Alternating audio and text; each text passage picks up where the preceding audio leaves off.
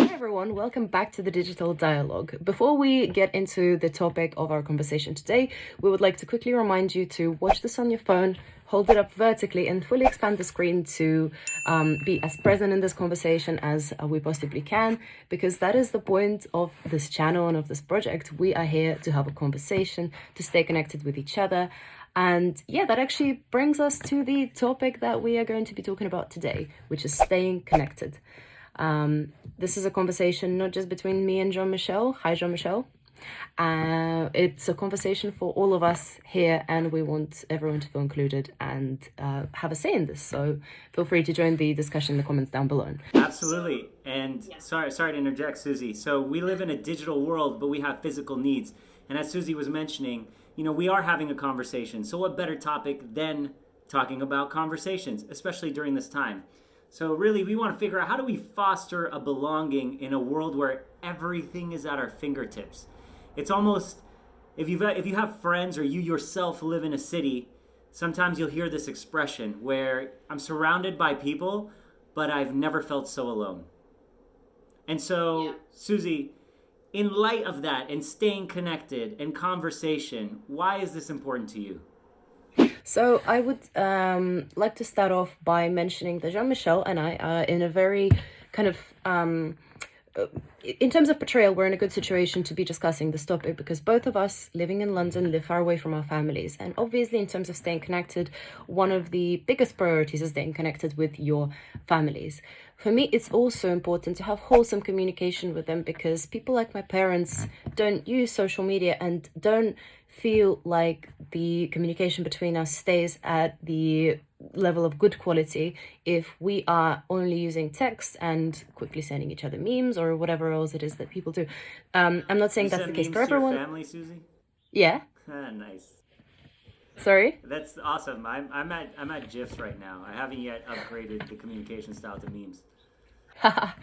Yeah, I mean, I'd like to also point out that my parents are progressing to that, but also they do much prefer having phone conversations, which is completely understandable.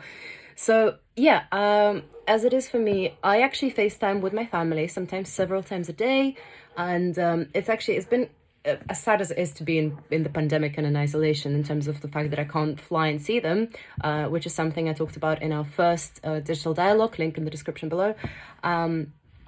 We do this, and it's actually quite fun because we tend to have a group phone call with all of my aunts and aunties as well, which is something that we haven't done before the pandemic. And this is so much better for us than trying to text, because that texting takes up a longer time and you don't get to hear each other's voice and see each other's faces, which makes this whole situation with the coronavirus pandemic a lot easier for us to go through mentally.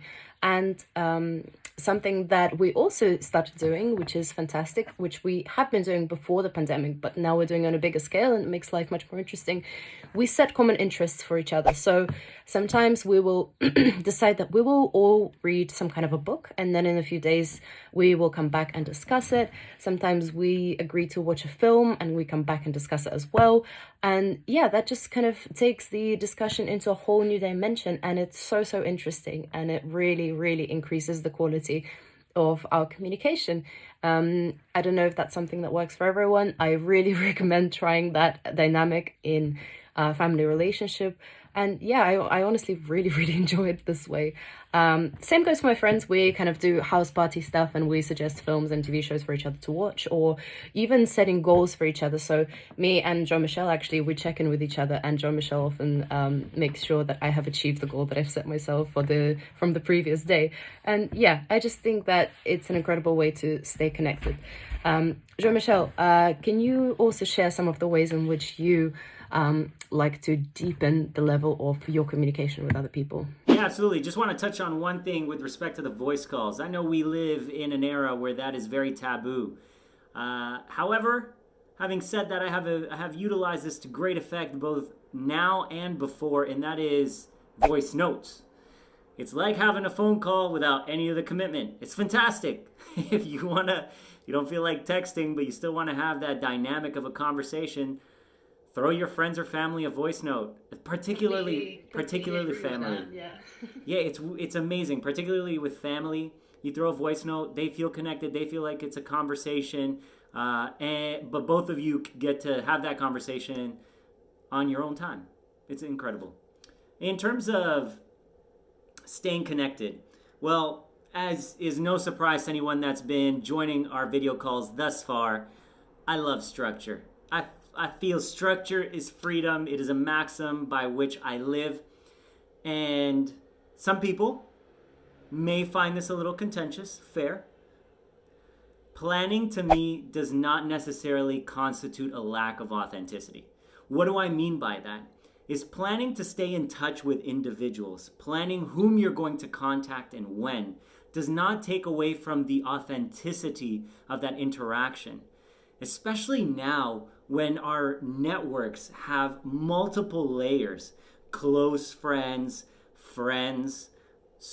basically the social circle that you navigate, and then acquaintances beyond that. It can be overwhelming to make sure that you've touched base with everyone that's important in your life.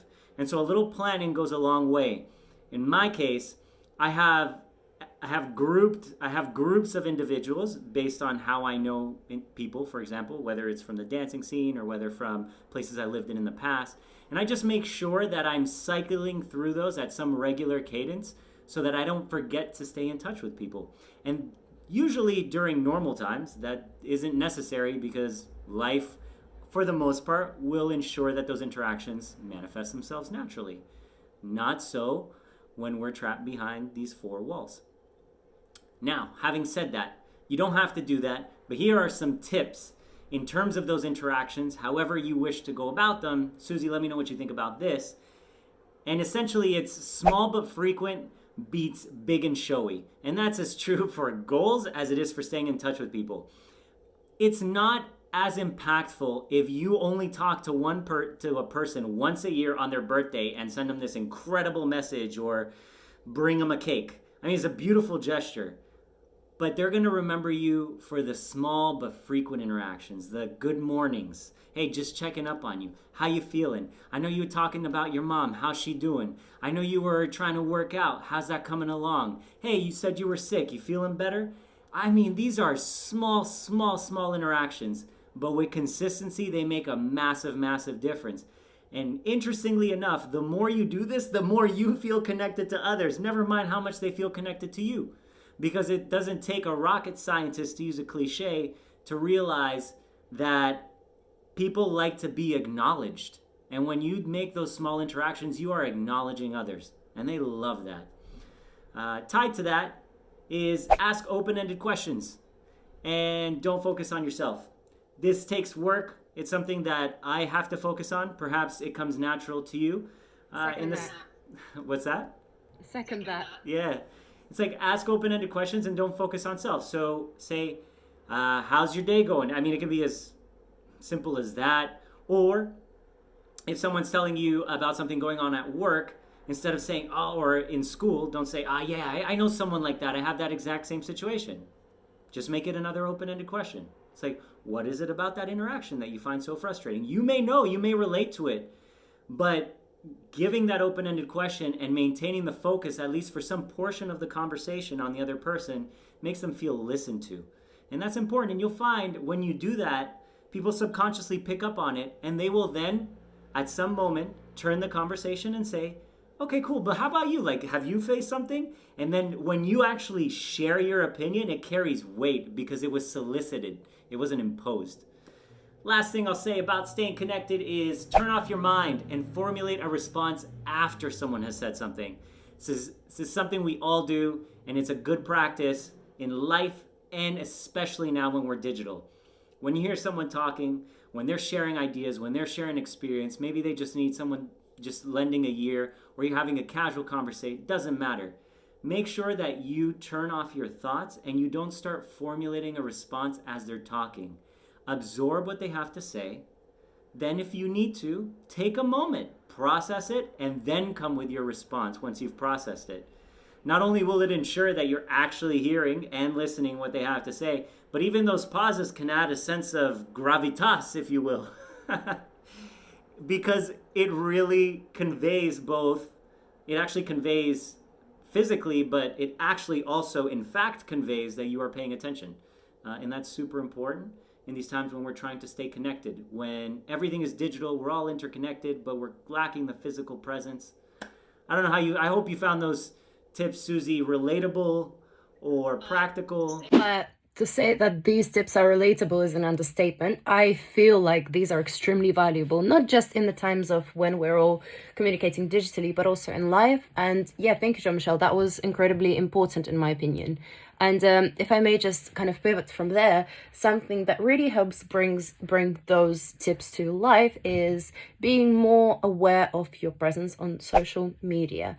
Not just in the digital communicating world that we're in right now, but also the one that's mixed with our real life pre-quarantine and hopefully not too far away post-quarantine.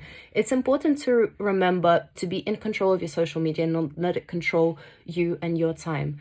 That means setting time apart to be on Instagram and really, really thinking about how, much time you've gone on there, or checking your Facebook statuses, etc., because that time could be used much more wisely on a phone call to your friend or a family member. And it's crazy because I've myself have been a victim of my phone multiple times, and I've noticed that since kind of reframing my mind and going into quarantine and being more productive, not only with things on my to-do list, but also with communication with my family, my phone has sent me a notification that my screen time went down by 50%. Well, that's great. That's a That's crazy really good. statistic, but yeah. Obviously, also keep in mind that quite a lot of my time I do go on my phone to communicate with my family, which is not exactly the same as social media, but come on, that is a crazy statistic to see from your own phone.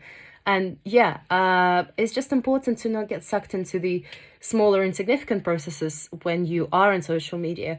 Things like challenges, for example, they are great in terms of communicating with the rest of your social group, especially with the people that you don't communicate with on a daily basis and that are slightly further away from your typical circle of communication. But remember to use them as a small gesture to the rest of your, excuse the tautology, significant circle, to the rest of your social circle, rather than